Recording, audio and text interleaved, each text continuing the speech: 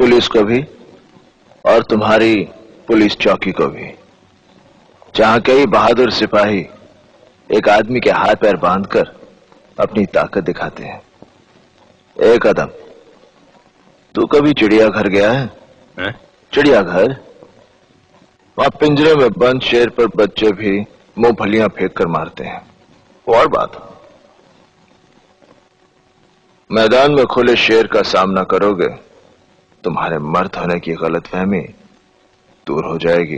गोविंद, चिल्लाओ मत, अपनी ये भारी आवाज अदालत के लिए रखो, वहां बहुत जवाब देने हैं। सुनो,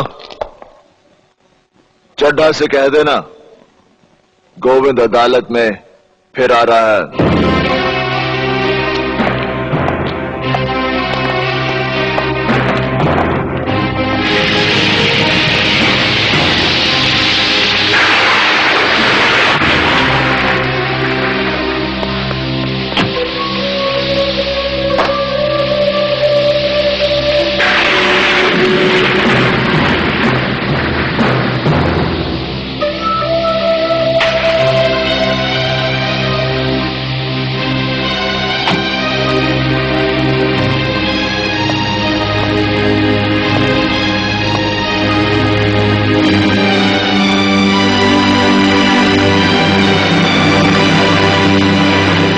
मुझसे कोर्ट में उलझने से बेहतर यही होगा गोविंद कि मामले को बाहर ही रफा दफा कर देते हैं।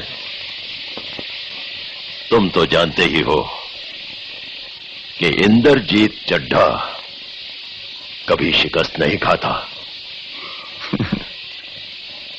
चड्ढा, तूने कभी बच्चों को बिजली की तार से पतंग उतारते हुए देखा है क्या? कुछ तारें ऐसी होती हैं जिसमें से उलझी हुई पतंग बच्चे भी उतार लाते हैं। ये और बात है, दामिनी के केस को छेड़कर जो तार तूने छू लिया है, बिजली का वो झटका लगेगा कि तू झटकना भूल जाएगा। रस्सी जल गई पर बल नहीं गया। गुप्ता 4 लाख देने को तैयार है एक छोकरी की इज्जत के लिए। ये रकम बहुत है। बहुत तरक्की कर ली चड्ढा, कानून की दलाली से इज्जत की नीलामी तक आ गए। इस पेशे को भड़वागिरी कहते हैं। गोविंद, चिल्ला मत, नहीं तो ये केस यहीं रफा दफा कर दूंगा। ना तारीख ना सुनवाई, सीधा इंसाफ, वो भी ताबड़तोड़। चड्ढा, समझाओ इसे, समझाओ। ऐसे खिलौने बाजार में बहुत बिकते हैं, मगर इसे खेलने के लिए जो जिगर चाहिए ना, वो दुनिया के किसी बाजार में नहीं बिकता। मर्द उसे लेकर पैदा होता है, और जब ये 2.5 किलो का हाथ किसी पर पड़ता है ना, तो आदमी उठता नहीं, उठ जाता है। इस सब का जवाब कल अदालत में दूंगा। और हां, अगर अदालत में तूने कोई बदतमीजी की तो वही मारूंगा। जज ऑर्डर करता रहेगा और तू पिटता रहेगा। Relax boy.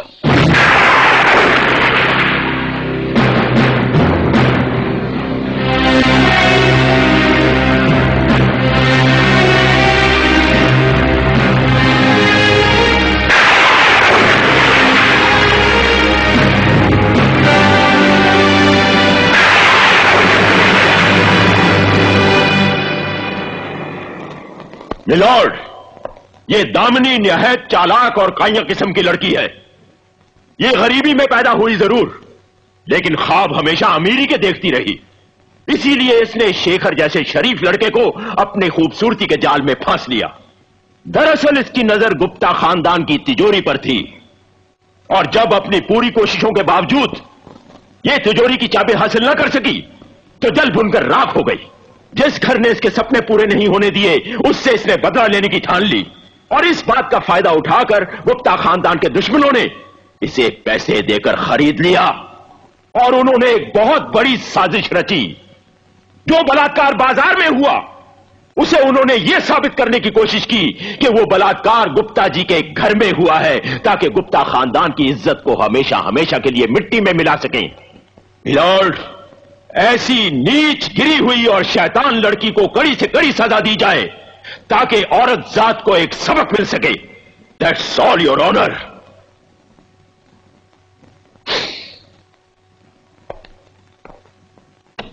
Your honour, Chadha साहब ने मुझे कंफ्यूज कर दिया है।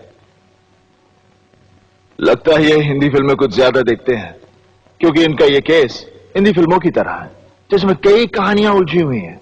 पिछली तारीख चड्ढा साहब ने कहा था कि दामिनी पागल है, और आज ये कह रहे हैं कि दामिनी चालाक है। इतनी चालाक कि वो स्कीम कर सकती है, साजिश कर सकती है, प्लान कर सकती है। मेरे ख्याल से मिलॉर्ड, जो लड़की पागल है वो चालाक नहीं हो सकती, और अगर वो इतनी चालाक है तो पागल नहीं हो सकती। इसलिए मिलॉर्ड, मैं चाहूंगा कि चड्ढा साहब को भी सरकारी खर्चे पर दामिनी की तरह पागल खाने भेज दिया जाए कुछ दिनों के लिए, ताकि जब ये ठीक होकर आए हमें ठीक ठीक बताएं कि दामिनी पागल है या चालाक, ताकि उसी हिसाब से मैं अपना डिफेंस तैयार कर सकूं। That's all milord. मिलॉर्ड, मैं ये साबित कर चुका हूं कि दामिनी एक गिरे हुए वो लोग होते हैं जो अपने घर में पली हुई लड़की का बलात्कार करते हैं। गिरे हुए वो लोग होते हैं जो अस्पताल में पड़ी लाचार लड़की का खून करवाते हैं। उस लड़की का बलात्कार गुप्ता साहब के घर में नहीं हुआ, और ना ही उसका खून हुआ है। उसने आत्महत्या की है, और उसके लिए मैं अपने गवाह पेश कर चुका हूं, और मैं उन्हीं गवाहों से कुछ सवाल करना चाहूंगा मिलॉर्ड। Permission granted.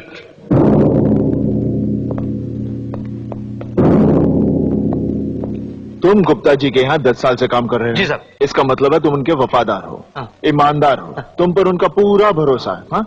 गाड़ियों की पूरी देखभाल भी तुम ही करते हो, जैसे उनकी मरम्मत, उनमें पेट्रोल डलवाना, सब कुछ तुम देखते हो। तो होली के उस दिन जब वो 4 लड़के उर्मी को लेकर गए, तो चड्ढा साहब आप ध्यान दीजिए, तो उस दिन जब वो 4 लड़के उर्मी को लेकर गए तो बहुत परेशान हुए होंगे। तुम्हें ढूंढा होगा गाड़ी के लिए, चाबी के लिए। नहीं साहब, वो जिप्सी की गाड़ी, मेरा मतलब जिप्सी की चाबी मेरे पास नहीं होती सर। तुम्हें कैसे मालूम कि वो जिप्सी में गए?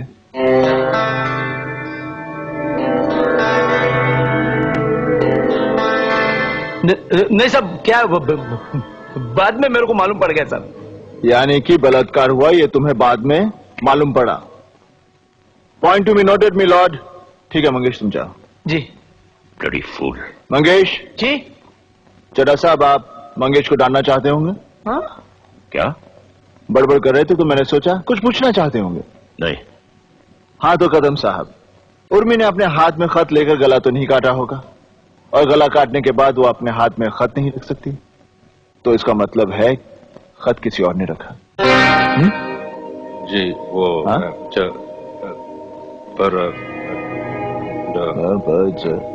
चड्ढा साहब, आपको मबा की भाषा समझ में आती है? खैर, आपको तो वैसे कुछ सुनाई नहीं देता। मिलॉर्ड, सबसे बड़ी बात तो यह है कि उर्मी को लिखना नहीं आता था। उसके राशन कार्ड पर उसका सिग्नेचर नहीं, उसका अंगूठा है। और ये बात शायद उर्मी के कातिल नहीं जानते थे, जैसे कदम साहब और चड्ढा साहब नहीं जानते। क्यों चड्ढा साहब, गलत कह रहा हूं? योर ऑनर, अब मैं दामिनी के पति शेखर गुप्ता को बुलाने की इजाजत चाहूंगा। इजाजत है।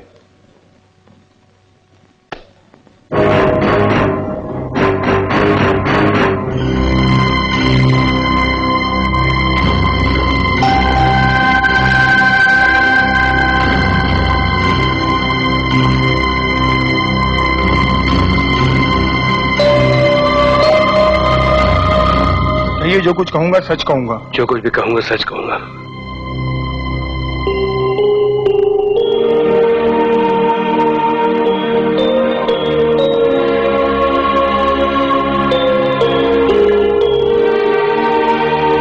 शेखर बाबू, क्या आप अपनी पत्नी से प्यार करते हैं?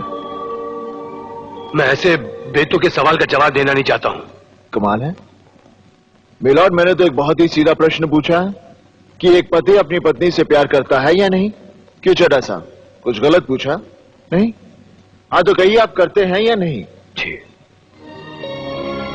क्या कहा चड्ढा साहब, आपने सुना? नहीं सुना? देखिए चड्ढा साहब, मुझे जरा कम सुनाई देता है, जरा जोर से बोलिए प्लीज। जी मैं करता हूं। आंखें झुका के नहीं, अपनी पत्नी से आंख मिलाकर कहिए कि आप उससे प्यार करते हैं या नहीं।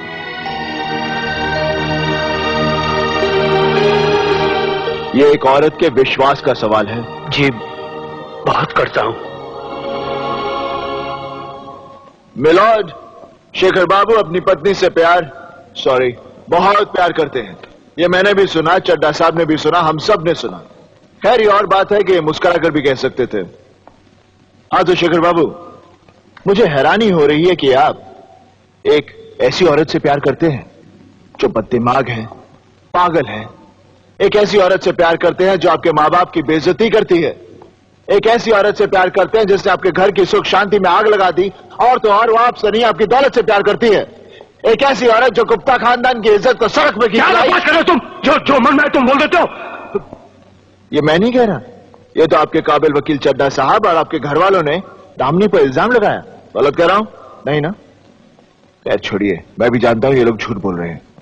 हाँ तो शेखर बाबू, आप ये बताइए कि होली के उस दिन जब आपकी पत्नी घबराई हुई आपके पास आई और आपको छत के ऊपर ले गई जहां आपने उर्मी का बलात्कार होते हुए देखा, चड्ढा साहब अब ध्यान दीजिए प्लीज, तब आपने क्या किया?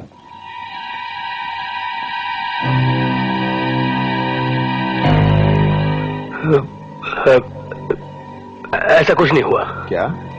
इसका मतलब है दामिनी झूठ बोल रही है? ये तो मैंने नहीं कहा। आपने क्या कहा?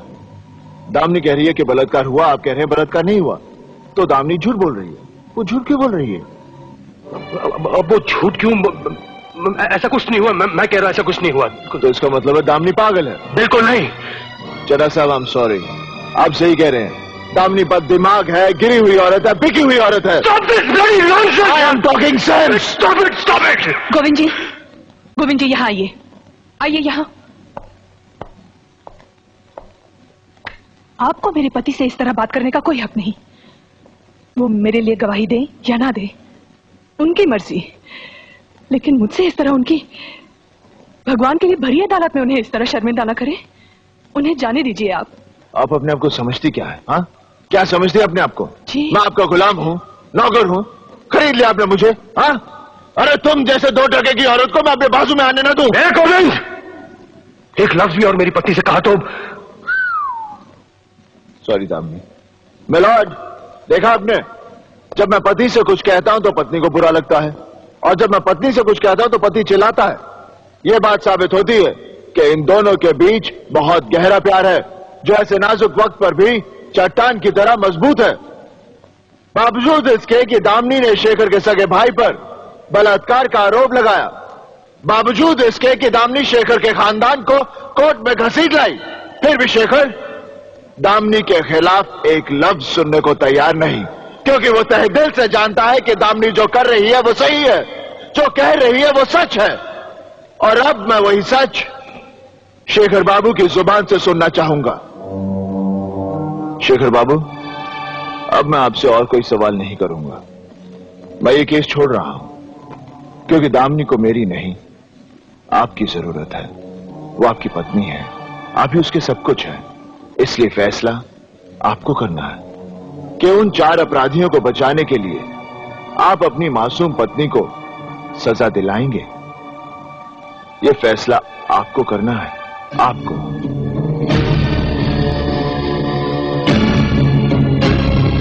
मिलॉर्ड, मेरी तो कुछ समझ में नहीं आ रहा है। ये पति पत्नी के गहरे प्यार की नुमाइश करके क्या साबित करना चाह रहे हैं? शर्म आनी चाहिए इन्हें कि एक औरत के झूठे जज्बात का सहारा ले रहे हैं। ये चुप है कानून का दलाल।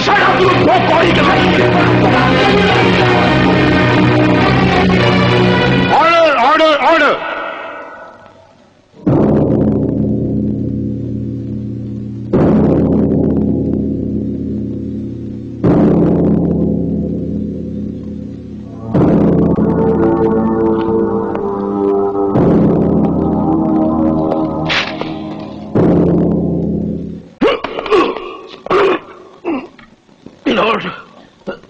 सडनली मेरी तबीयत खराब।